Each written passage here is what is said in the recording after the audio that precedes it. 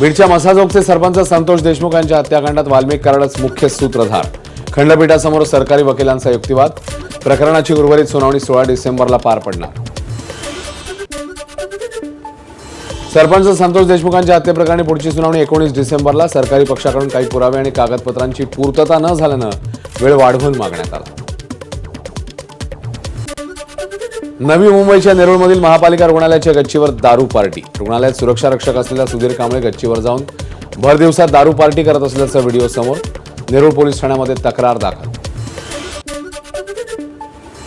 पिंपरी चिंचवडमध्ये सफाई काम करणाऱ्या महिलेचा पाण्याच्या टाकीत पडून मृत्यू. डुडुळगावच्या वहिलेनगरमधली घटना. भूमिगत पाण्याची टाकी साफ करताना घडलेली घटना. नांदेडच्या लोहा तालुक्यातल्या पेनूरमध्ये नव्या डांबर रस्त्याची निकृष्ट गुणवत्ता समोर. ग्रामस्थांनीच डांबराचा थर हाताने सहज उकडून दाखवल्याचा व्हिडिओ व्हायरल.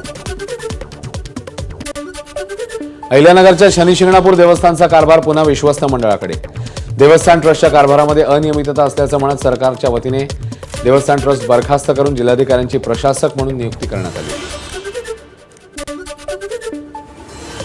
भारताची स्टार कुस्तीपटू विनेश फोगाटचा निवृत्तीचा निर्णय मागे. आखाड्यात पुनरागमन करणार असल्याची विनेशची पोस्ट.